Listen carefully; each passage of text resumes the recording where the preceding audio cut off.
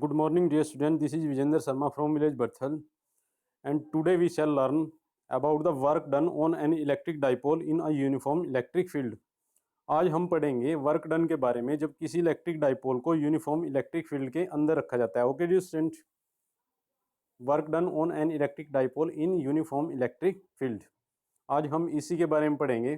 जब किसी डाइपोल को इलेक्ट्रिक फील्ड के अंदर रखा जाता है तो उसके ऊपर जो वर्क होता है वो कितना आएगा और पोटेंशियल एनर्जी की फॉर्म में वो आपको देखने को मिलेगा. लास्ट में ये पूरे का पूरा वर्क पोटेंशियल एनर्जी की फॉर्म में सेव होएगा और उसकी वैल्यू आपको कैलकुलेट करनी पड़ेगी. टोटल वैल्यू कितनी आएगी. Okay dear student, so without wasting our time let us start now. When an electric dipole is placed in a uniform electric field, it experiences torque and tends to align in such a way to attain stable equilibrium. Okay dear student, जब किसी dipole को uniform electric field के अंदर रखा जाता है तो वह एक्सपीरियंस करता है टॉर्क का. उसके ऊपर टॉर्क आपको देखने को मिलेगा और इस टॉर्क की वजह से वो अलाइनमेंट की तरफ मूव करता है जब तक उसके पास स्टेबल इक्विलिब्रियम नहीं आएगी. तो लास्ट में आपको स्टेबल इक्विलिब्रियम की पोजीशन निकालनी पड़ेगी, कौन सी है वो. ओके डियर स्टूडेंट, तो चलिए स्टार्ट करते हैं. अब उसके लिए आपको ये डायग्राम अच्छी तरह से पता होना चाहिए, समझ में आना चाहिए ये डायग्राम. ओके डियर स्टूडेंट, और इस डायग्राम के अंदर आपको क्या क्या देखने को मिलेगा. सबसे पहले तो आपको कोई डाइपोल रखना पड़ेगा इस पोजीशन में. सॉरी, ये वाली पोजीशन है उसकी इनिशियल पोजीशन, और उसमें जो एंगल है उसका थीटा एंगल आएगा आपके पास. इनिशियल पोजीशन आपकी ये वाली है. इसके अंदर डाइपोल की यहाँ माइनस क्यू चार्ज रखा गया है और यहाँ प्लस क्यू चार्ज रखा गया है. और जो इनिशियल एंगल है उसका डाइपोल को जब आप रखोगे वो कितना है, थीटा 1. किसके साथ, इलेक्ट्रिक फील्ड इंटेंसिटी के साथ. ओके डियर स्टूडेंट, उसके बाद टॉर्क की वजह से वो मूव करेगा, रोटेट करेगा, और जो उसका फाइनल एंगल आएगा, फाइनल पोजीशन ये आएगी आपके पास, और उसका फाइनल एंगल कितना आएगा, थीटा 2 आएगा. और जो चेंजिंग आई है इसके अंदर एंगल के अंदर, स्मॉल चेंजिंग आई है, उसको नोट करने के लिए यूज़ करोगे आप डी थीटा का, जो यहाँ दिखाई गई है small changing. Okay dear student, तो जो वो इनिशियल पोजीशन से फाइनल पोजीशन में मूव करेगा टॉर्क की वजह से, तो कुछ ना कुछ वर्क उसके अंदर आपको देखने को मिलेगा. और जो ये वर्क है स्मॉल वर्क, उसकी वैल्यू कितनी आएगी आपके पास, स्मॉल वर्क की वैल्यू आएगी आपके पास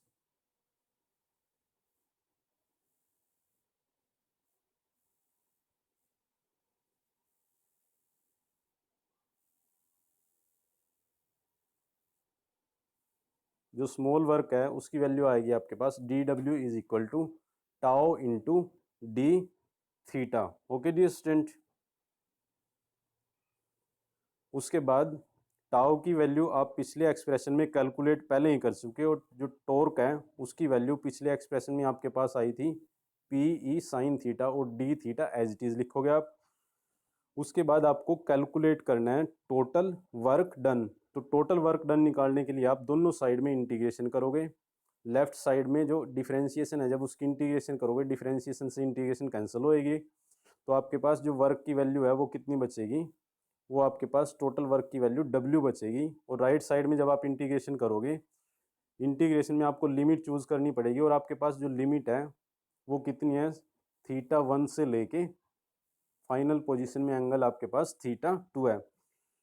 और अंदर वैल्यू एज इट इज रखोगे आप टाओ की, और साथ में D theta. Okay dear student, उसके बाद आपको इसकी इंटीग्रेशन करनी है, और इंटीग्रेशन में आपको पता ही है कि जो कांस्टेंट है वो इंटीग्रेशन से बाहर लेने पड़ते हैं. तो जब आप वर्क की वैल्यू निकालोगे तो आप क्या करोगे, कांस्टेंट पी ई उसको बाहर ले लोगे, और उसके बाद आपको इंटीग्रेशन करनी है किसकी, साइन थीटा की इंटीग्रेशन करनी है from limit theta 1 to theta 2. Okay dear student, और साइन की इंटीग्रेशन का आपके पास फार्मूला है माइनस कोस थीटा. तो आपके पास जो वैल्यू बचेगी साइन की इंटीग्रेशन का फार्मूला लगाने के बाद, वर्क की वैल्यू क्या बचेगी आपके पास, वो आएगी आपके पास P E as it is, और अंदर आएगा आपके पास साइन की इंटीग्रेशन माइनस कोस थीटा, और लिमिट है आपके पास थीटा 1 से थीटा 2 तक. ओके डियर स्टूडेंट, पहले आप थीटा की जगह अपर लिमिट पुट करोगे माइनस लोअर लिमिट पुट करोगे, और जो ये माइनस का साइन है इसको बाहर लिख लेना।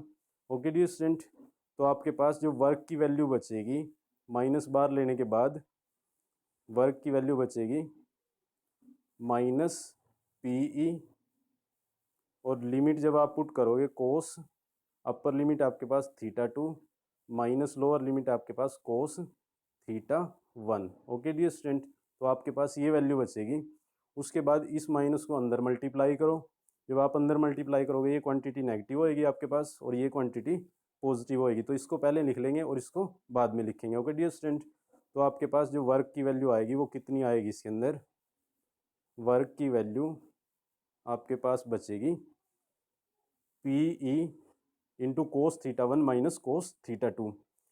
If potential energy is arbitrarily taken zero when the dipole is at 90 degree, जब डाइपोल को 90 डिग्री पे रखोगे आप, तो पोटेंशियल एनर्जी आर्बिट्रेरली उसको क्या लेके चलोगे आप, जीरो लेके चलोगे, और थीटा 1 की वैल्यू कोई आप दूसरा एंगल मान लोगे थीटा।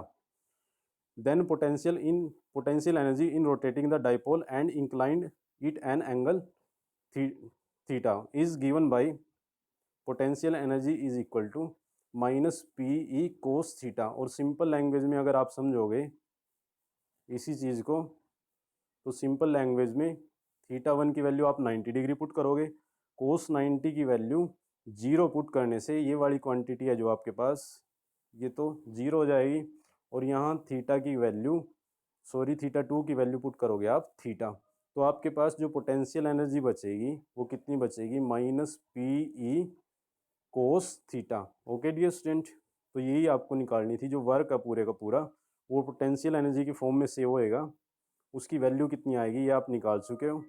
उसके बाद आपको नोट करना है, क्या नोट करना है आपको, ये वाली चीज़, potential energy can be taken zero, जो पोटेंशियल एनर्जी है उसको जीरो ले सकते हैं आर्बिट्रेरली। आर्बिट्रेरली होता है अनिश्चित position at any position of the dipole. उसके बाद इस इक्वेशन के अंदर जो ये वाली इक्वेशन है पोटेंशियल एनर्जी की इक्वेशन है, इसमें आप एंगल के डिफरेंट केस पढ़ोगे, उसको पुट करके देखोगे। जो एंगल की वैल्यू है अगर आपके पास फर्स्ट केस में एंगल की वैल्यू थीटा की वैल्यू 0 डिग्री हो जाती है, तो जब यहाँ पुट करोगे आप कोस 0 की वैल्यू आपके पास 1 आएगी, तो यहाँ 1 पुट करने से जो आपके पास पोटेंशियल एनर्जी है वो कितनी बचेगी, माइनस पी इंटू ई। ओके डियर स्टूडेंट, और इसी पोजीशन को बोलेंगे स्टेबल इक्विलिब्रियम वाली पोजीशन, डाइपोल जब स्टेबल इक्विलिब्रियम की पोजीशन में आएगा। ओके डियर स्टूडेंट, उसके बाद केस सेकंड में आप पढ़ोगे थीटा की वैल्यू क्या पुट करोगे आप, इसी इक्वेशन के अंदर थीटा की वैल्यू जब 90 डिग्री पुट करोगे तो आपके पास कोस 90 की वैल्यू 0 होने की वजह से पोटेंशियल एनर्जी की वैल्यू 0 आएगी। ओके डियर स्टूडेंट, नेक्स्ट आप एंगल पुट करोगे थर्ड केस में थीटा की वैल्यू 180 डिग्री, जब आप 180 डिग्री पुट करोगे तो कोस 180 की वैल्यू आपके पास -1 है, -1 से इसको मल्टीप्लाई करोगे माइनस माइनस प्लस होने के बाद आपके पास पोटेंशियल एनर्जी की वैल्यू बचेगी P इंटू ई। ओके डियर स्टूडेंट, और इसी सिचुएशन को क्या बोलोगे आप, इसी सिचुएशन को बोलोगे आप अनस्टेबल इक्विलिब्रियम वाली पोजीशन।